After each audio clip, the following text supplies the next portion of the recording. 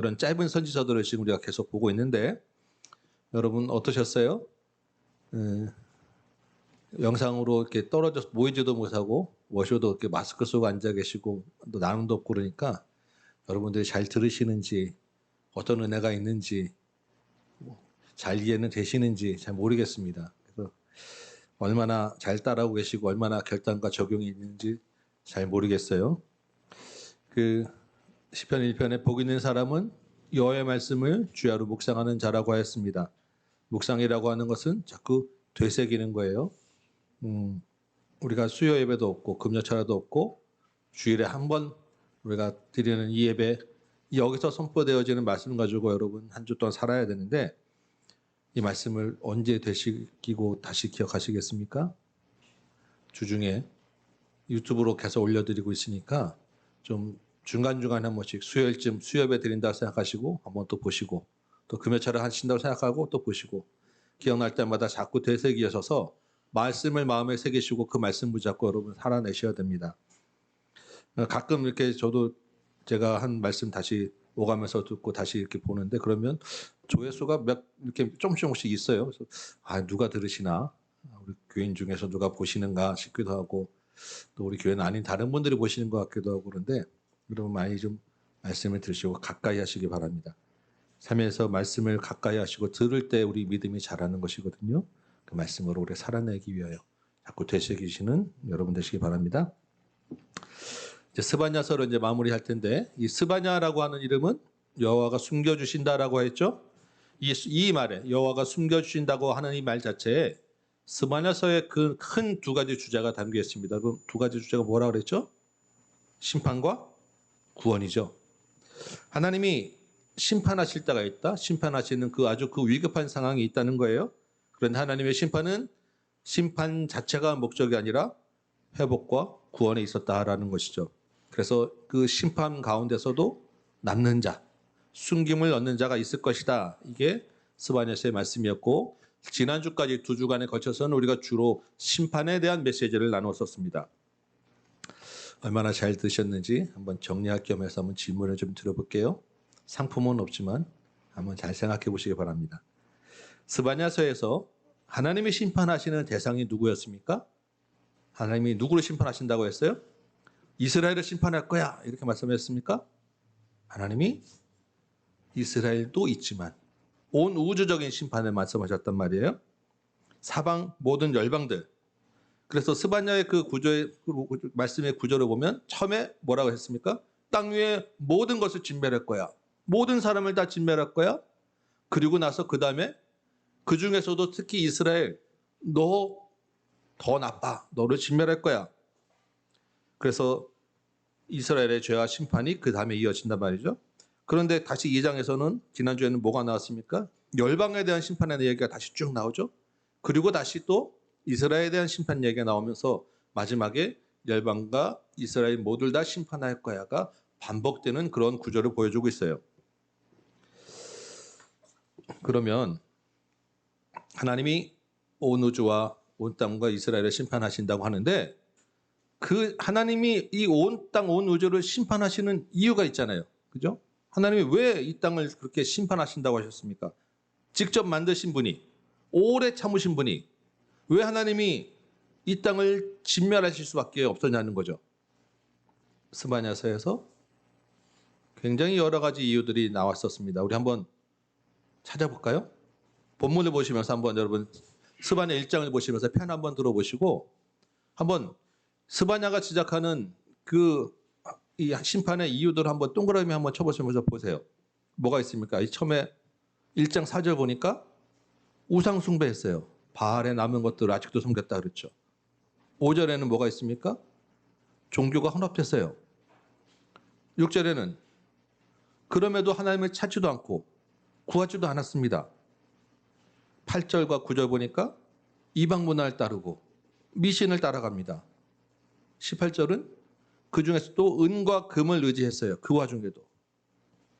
2장 넘어가니까 뭐가 있습니까? 8절에 보니까 하나님의 백성을 조롱해요. 경계를 허물고 경계에 대하여 교만합니다. 15절에는 오직 나만 있다. 나 외에 다른 이가 없다고 해요. 3장 2절부터 4절 가니까 말씀도 없고 율법도 없고 경솔하고 간사한 선지자만 있고 성소를 더럽히는 제사장만 있습니다. 열방과 이스라엘이 저지른 온갖 죄들이 말할 수 없이 무지하게 많이 다 나열되고 있는 거예요. 여러분 저를 한번 보시기 바랍니다. 이렇게 많은 그 죄들이 다 나열됐는데 사실은 이 많은 죄들을 종합해 보면 결국 이게 한 가지라고 이야기해요. 이게 다 여러 가지로 얘기했지만 결국 그 내용은 다 하나예요. 그 한 가지 죄가 뭐냐 하면 하나님을 의지하지 않았다는 것입니다. 왜 의지하지 않았겠습니까? 하나님이 나의 왕이 아니었기 때문이에요. 자기 자신, 내가 섬기는 신, 내가 가지고 있는 힘과 재물을 의지하고 그것을 섬겼기 때문입니다. 이것을 성경에서는 한 단어로 뭐라고 하냐면 그걸 교만이라고 하는 거예요. 교만. 교만이라고 하는 것이 잘난 척하고 자랑하며 고개 드는 게 아니라 하나님을 의지하지 않는 것. 이게 바로 교만이며 그것이 바로 심판의 원인이라는 것입니다. 열방이나 이스라엘이나 교만하였던 것은 마찬가지였다는 거예요. 온 우주에 이 교만이 가득 찼기 때문에 하나님이 심판하실 수밖에 없었다. 이게 스바냐에서 말씀하는 그리고 성경 전체에서 말씀하시는 하나님의 말씀이에요. 그러면 이제 심판의 메시지가 정리되면 뭐가 있었다 그랬죠? 회복과 구원의 메시지가 있어야 되겠죠. 이 심판의 메시지가 교만이었다고 하면 그것이 온 우주에 대한 말씀 대상이었다고 하면 회복과 구원의 메시지는 또 누굴 대상으로 그럼 어떻게 하면 된다고 하는 것이 여러분 감이 좀 잡히십니까? 이 심판에 대한 그 구조를 기억하면서 우리 회복의 말씀들 한번 보자는 거죠. 한번 보겠습니다. 9절 보니까요. 그때라고 시작하죠. 그때는 여호와의 날 심판하시는 날입니다. 그날에 하나님이 누구를 회복시킨다고 하십니까? 열방이라고 부르는 여러 백성들이에요. 그런데 그 여러 백성들은 무엇을 깨끗하게 한다고요? 입술이 깨끗하게 되니까 그들이 어떻게 됩니까? 다 여호와의 이름을 부르며 한 가지로 하나님을 섬기게 될 것이다. 여러 백성의 입술을 깨끗하게 하신다고 하였습니다. 그런데 왜 입술입니까? 입술이 뭘 잘못했길래? 입술 갖고 여러분 뭐합니까? 끽하는 게 뭐 밥 먹는 거, 어른들은 뽀뽀하는 거 정도. 입술이 뭐길래 죄의 근원이라고 이야기하느냐는 거죠. 여기 입술이라고 번역된 이 단어는 언어예요. 언어입니다. 언어가 문제였다는 거예요. 말이 문제였다. 언어라고 하는 것이 무엇입니까? 밖으로 드러나는 것뿐만 아니라 심중에 생각하는 것이 언어예요. 마음에 생각하고 밖으로 드러나는 그 말로 그 사람의 행동이 결정됩니다. 이게 다 연결되어 있는 그 중심은 언어라는 거예요. 문제는 그 마음의 생각과 밖으로 드러나는 말과 그 행동이 다 하나님의 이름을 부르지 않았었다라는 것이죠. 하나님을 의지하지 않았기 때문에 문제가 됐다는 거죠. 여러분 창세기의 바벨탑 사건을 여러분 기억하십니까? 바벨탑 사건 이야기하는 창세기 11장 1절에는 이렇게 얘기합니다. 온 땅의 언어가 하나이다. 그 언어가 바로 입술이에요. 온 땅의 언어가 하나일 때 그들이 무엇을 했습니까? 하늘에 닿고자 탑을 쌓았죠. 그들이 왜 탑을 쌓았다고 창세기 11장은 이야기합니까? 자기 이름을 내고자 해요. 자기 이름을 내고자 해요. 하나님의 이름이 아니라 하나님이 왕이 아니라 자기가 왕이어서 자기 이름을 내고자 하여서 그 언어가 하나일 때 입술로 부정하였다는 것입니다. 하나님이 그대로 어떻게 하였어요? 다 흩으셨어요. 여러 언어로 만들어서. 10절 보니까요. 오늘 본문에 하나님이 그 흩은 자의 딸이 하나님이 흩은 자의 딸이 구스강 건너편에서 구스강 아까 어디라 했죠? 그 아프리카 이집트 밑에 그 에디오피아죠. 그게 그쪽에서만 온다는 게 아니라 그렇게 먼 사방 방방에 있는 이방들이 다시 돌아오게 된다는 하나님이 흩은 자들이 돌아오게 된다는 거예요. 돌아와서 뭐 합니까? 하나님께 예물을 드리러 나오고 하나님을 구하는 백성이 된다는 것입니다. 9절 끝에 보면 그들이 한 가지로 하나님을 섬긴다라고 하죠. 이 한 가지로라고 하는 말은 그 원어는 어깨를 나란히 하다라는 말입니다. 어깨를 나란히. 어깨를 나란히 하면 어떻게 돼요? 한 방향을 같이 보고 한 방향으로 나가게 된다는 거예요. 하나님을 향해서. 그런데 이 어깨를 나란히 한다라고 할 때 성경에서 떠올릴까 하는 그림은 소들이 멍에를 메고 어깨가 부딪혀서 같은 멍에를 메고 앞으로 나가는 장면이 어깨를 나란히 하다라는 것입니다. 여러분, 이방의 흩은 여러 백성들이 멍에를 맺는 건 누구의 멍에를 메겠어요? 예수 그리스도의 멍에를 메는 거예요. 하나님 안에서 예수 그리스도의 멍에를 메고 하나님께 나아가는, 하나님을 섬기는 하나님의 종이 된다는 것입니다. 자기 이름을 내고자 했던 자들이 이제는 하나님의 이름을 부르는 자들이 된다는 거예요. 열방을 향한 회복의 말씀인 것입니다. 11절 볼까요? 11절. 다시 그날에라고 시작하죠. 이제 또 다른 단락이에요. 내가 내게 범죄한 모든 행위로 말미암아 수치를 당하지 아니할 것은이라고 합니다. 여러분, 앞에 지난주에 수치를 당하는 백성, 수치를 모르는 백성이 누가 있었죠? 이스라엘 백성들. 그들이 수치를 모르면서 한 그 범죄한 행위가 우리가 살펴본 것처럼 얼마나 많았습니까? 그런데 이제 그들이 수치를 당하지 않게 된다는 거예요. 왜 그렇게 됩니까? 12절에 보니까 하나님이 그들 가운데서 교만을 제거했기 때문이라고 합니다. 교만을 제거하고 나니까 그들이 낳는 교만을 제거하니까 뭐가 됐습니까? 가난하고 곤고한 백성이 되었다는 것입니다. 곤고하고 가난하다.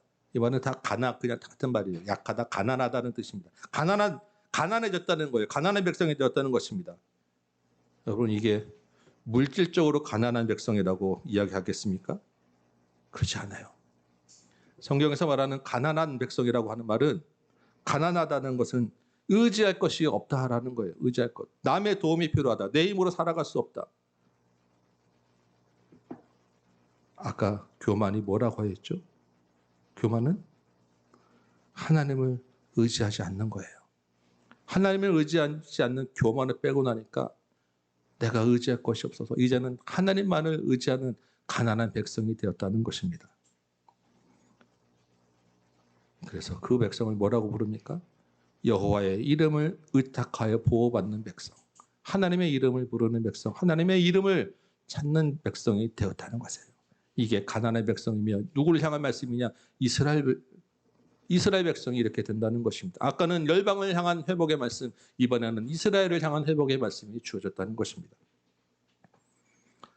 여러분, 스바냐 2장 3절 우리가 방금 외웠었죠? 거기 뭐라고 나오죠? 여호와의 규례를 지키는 세상의 모든 겸손한 자들아. 겸손한 자들이 순경을 얻는다는 거예요. 겸손한 자. 겸손이 무엇이겠습니까? 교만의 반대말 아니에요? 가난하고 곤고한 백성, 여호와의 이름을 의탁하는 자, 이 사람들이 바로 겸손한 자고 숨김을 얻는다. 이 사람들이 이방 중에서도 나오고 이스라엘 중에서도 나온다는 것입니다. 13절에 보니까 이스라엘의 남은 자들이라고 합니다. 이스라엘 백성 중에 회복된 자들이겠죠. 9절에는 아까 여러 백성 중에 입술이 깨끗하게 된 자, 이 사람들이 다 겸손한 자, 가난하고 곤고한 백성이라는 것입니다. 열방의 여러 백성이나 이스라엘이나 하나님의 이름을 부르지 않는 자들은 교만하여서 진멸하게 될 것이고, 그 가운데 여호와의 이름을 부르며 하나님을 찾고 의지하는 자는 숨겨주심을 얻을 것이다. 구원을 받을 것이다. 이게 스바냐서가 우리에게 주는 모든 가장 핵심 메시지인 것입니다. 여러분, 가난하십니까? 여러분, 부자입니까? 물질적으로, 문자적으로 말고. 얼마나 하나님을 의지하고 사시냐는 것입니다. 하나님이 여러분의 왕이며 하나님이 여러분의 공급자이라는 것을 얼마나 믿고 사느냐는 것입니다. 우리의 삶 가운데 얼마나 하나님의 이름을 부르냐는 거예요. 14절 볼까요? 하나님의 이름을 부르는 겸손한 자들에게 하나님이 뭐라고 하십니까? 노래하라. 기쁘게 부르라. 즐거워하라. 왜?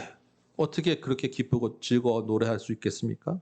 15절에 하나님이 왕이시기 때문입니다. 그 왕이신 하나님이 그들 가운데 너희 가운데 계시기 때문에 하나님이 형벌을 다 제거해주고 다시 화를 당하지 않게 해주시기 때문에 노래하며 기뻐하며 즐거워하라고 이야기하는 것입니다.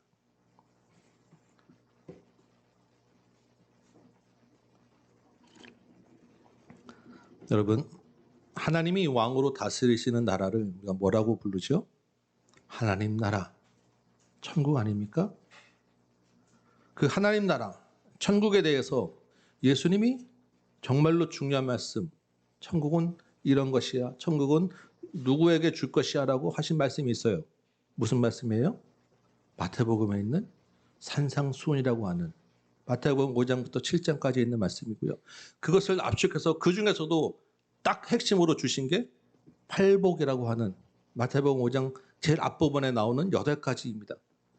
그 팔복의 제일 첫 구절이 뭐예요? 마태복음 5장 3절. 심령이 가난한 자. 심령이 가난한 자. 그에게 뭘 준다고요? 하나님 나라. 천국이 그의 것입니다. 물질적으로 가난한 거 말고 하나님을 의지하는 가난한 자의 그 심령을 가진 자. 그게 가난한 거예요. 그 심령을 가진 자, 하나님의 의지하는 그 심령을 가진 자에게 천국이 허락된다고요. 하나님이 왕이신다고요. 물질의 유무는 아무 관계없습니다. 이 땅에서 하나님의 그 가난한 심령을 가진 자가 천국을 맛볼 것이고 장차 영원한 천국에도 그 사람을 데리고 들어갈 거예요. 여러분, 우리가 마태복음 할 때 심령이 가난한 자라면서 제가 한 사람의 모델로 한번 생각해 본 사람이 있어요. 여러분 혹시 기억하십니까? 삭개오라고 하는 인물이었어요. 삭개오. 여러분 삭개오 아세요? 삭개오는 그 당시 세리였어요. 세금을 걷는 사람. 그래서 부자였습니다. 물질적으로는 부자였어요. 그런데 그 심령이 가난했어요. 예수님이 오시기를 기다렸다가 지나가는 길에 나무 위에 숨어서 멀리서라도 예수님을 찾고자 했어요. 그냥 예수님을 만났고 예수님의 이름을 부르는 자 되었습니다. 삭개오가 예수님을 자기 집에 모신 다음에 어떤 일을 했습니까? 자기 재산 다 나눠줬어요. 불의로 모은 것 4배로 갚겠다고 했습니다. 이제 그는 물질적으로는 가난한 자가 될 수 있어요. 그러나 그 심령이 부자가 된 것입니다. 예수의 이름을 부르는 자가. 사도행전에 보면 여러분 기억하실 거예요. 베드로와 요한이 기도하도록 성전에 올라갑니다. 근데 그 성전 문 앞에서 나면서부터 못 걷게 된 자를 만나요. 나면서부터 못 걷게 된 그 안진뱅이가 제자들에게 사도들에게 구걸을 하는 거예요. 베드로가 뭐라고 얘기했습니까? 은과 금은 내게 없지만 내게 있는 것 내게 주겠다. 곧 나사렛 예수의 이름으로 명하노니 일어나 걸어라. 그 말을 하고 손을 잡아서 일으켰어요. 발목에 힘이 가서 발에 힘이 가서 일어나 걷고 뛰며 하나님을 찬송하였다고 했습니다. 제자들은 물질적으로는 가난했습니다. 그러나 그 심령에 하나님을 의지하는 예수님의 이름을 부르는 부요함이 있었기 때문에 천국을 줄 수 있었던 거예요.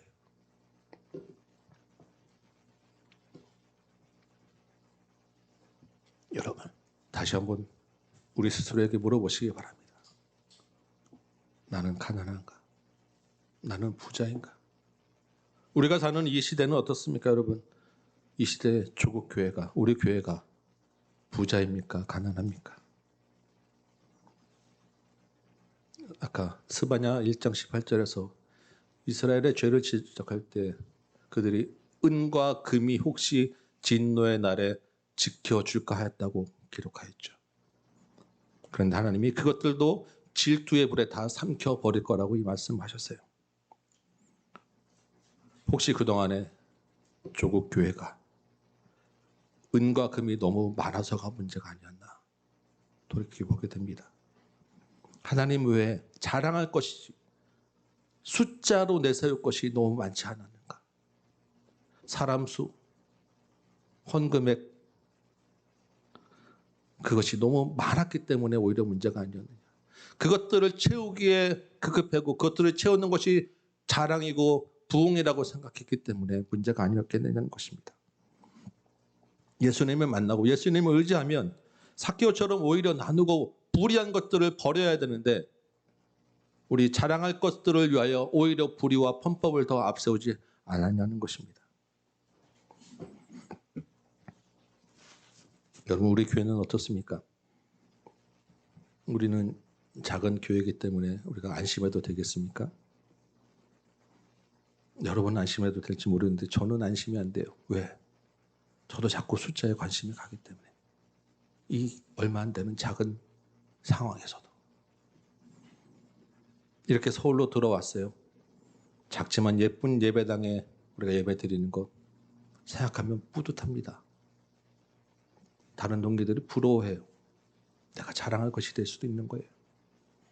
여러분 우리 교회를 보실 때 어떨지 모르겠습니다.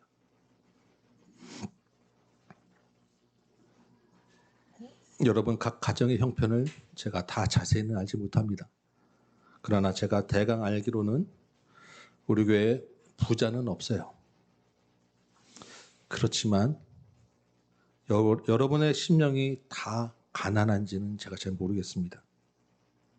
물질이 없다고 심령이 가난한 것은 아니잖아요.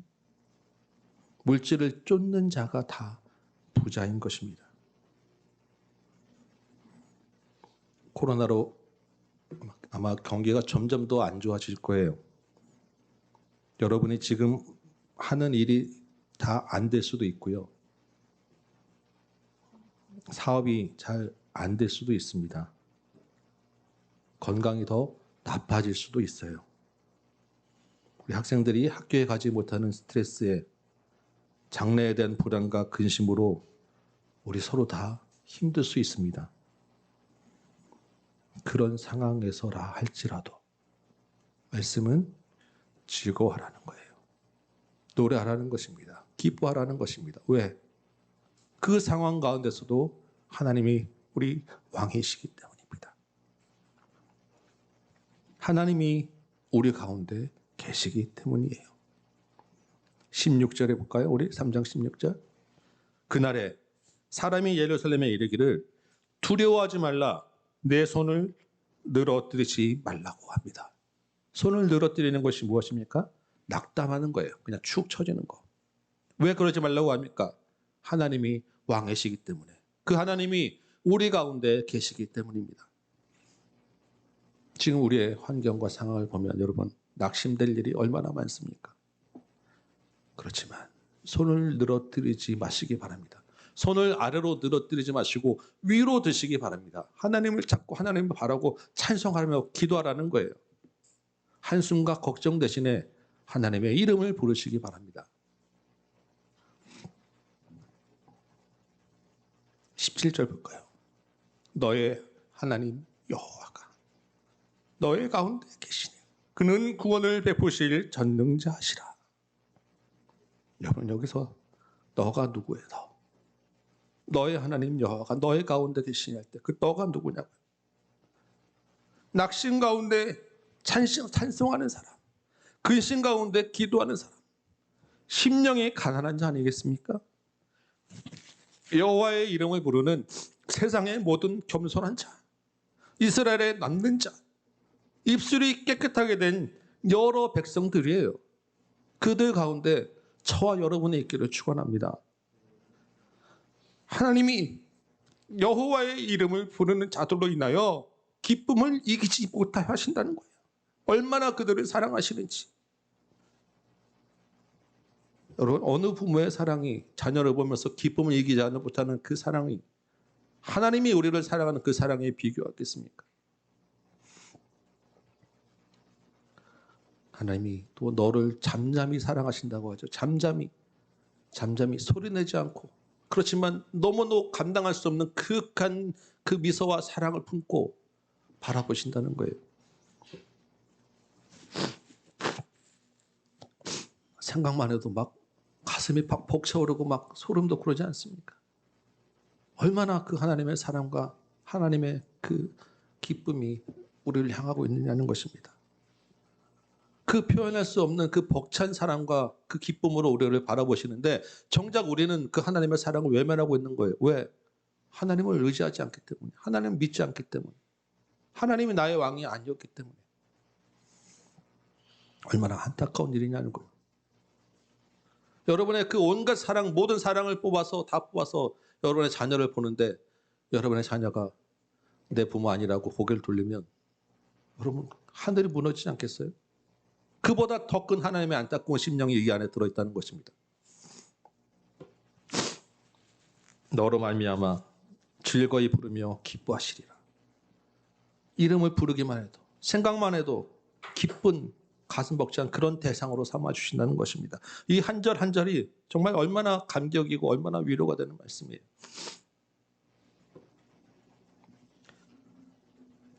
이 스바냐 3장 17절을 가사로서 만든 찬양이 있죠. 여러분 많이 부르셨죠? 제가 기억하기에는 제가 고등학교 한 1학년, 2학년 고학년에 이 찬양이 나왔어요. 그래서 그때부터 저도 많이 불렀고 참 많이 불려졌습니다. 은혜가 많이 됐었을 줄 알아요. 여러분 가운데서도. 근데 오늘 이제 우리 성경 강좌를 예전에 듣다 보니까 이 말씀이 우리를 향한, 나를 향한 말씀이 아니라고 부르면 안 된다는 거예요. 포로에서 돌아오는 이스라엘 백성들을 향한 말씀인데 왜 알지도 못하면서 그렇게 부르냐고 많이 생각하고 묵상하는데 저는 동의가 안 돼요. 지금까지 여러분 1절부터 스바냐 1장 1절부터 지금까지 쭉 살펴보았습니다. 하나님이 숨겨주시고 하나님이 기뻐하시고 하나님이 사랑하는 사람이 누구입니까? 포로에서 돌아오는 사람이에요? 네, 그 사람도 맞아요. 포함돼요. 그러나 거기가 끝이 아닙니다. 그 사람을 향해서 하는 말씀이 스바냐가 아니라는 거예요. 뭐예요? 열방 중에서, 이스라엘 중에서 하나님의 이름을 부르는 모든 자예요. 성경의 구약의 예언은 포로 기간을 목표로 주어진 예언은 없습니다. 왜? 거기가 끝이 아니기 때문에. 하나님의 예언, 구약의 말씀은 어디를 보고 있어요? 예수 그리스도를 바라보고 있는 거예요. 예수님을 믿는 모든 자를 바라보고 있는 것입니다.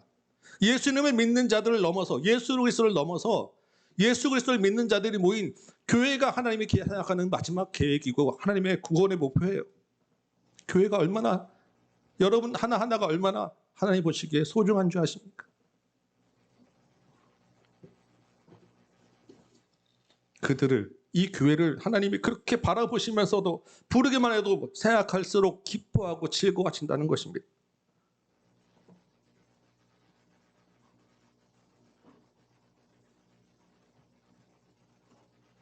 여러분, 기쁘고 감사할 일이 있으세요? 당연히 하나님께 찬양하시기 바랍니다. 이 찬양 부르시면서 전능하신 하나님의 이름을 올리시고 하나님의 나의 왕 되심을 감사하며 찬양하시기 바랍니다.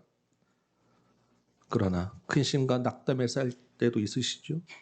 여러분 이 말씀과 이 찬양을 기억하시며 여호와의 이름을 부르시기 바랍니다. 그때 더더욱 하나님이 필요할 때 아니겠습니까?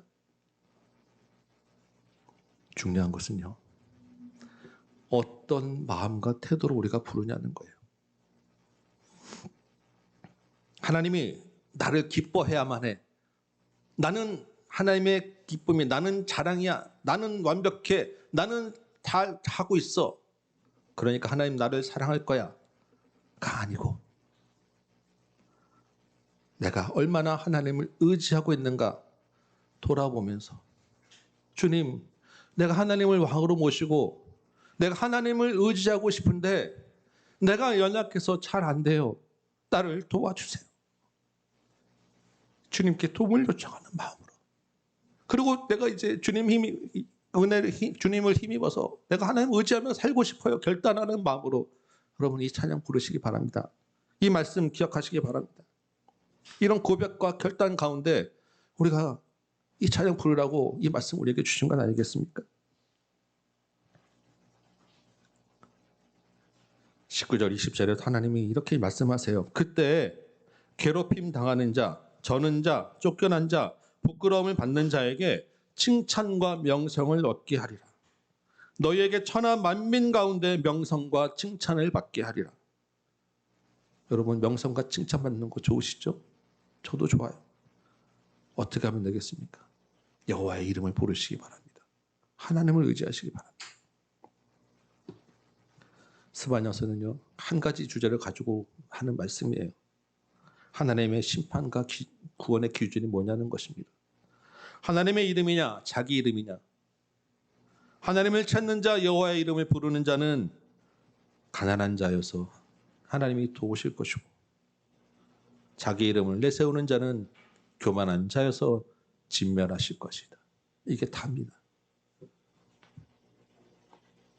심령이 가난한 자가 되시기 바랍니다. 하나님 숨겨주신 자가 되시기 바랍니다. 하나님이 숨겨주시는 날은요, 우리가 생각하는 언제일지 모르는 그 미래에 있는 그날 하루가 아니에요.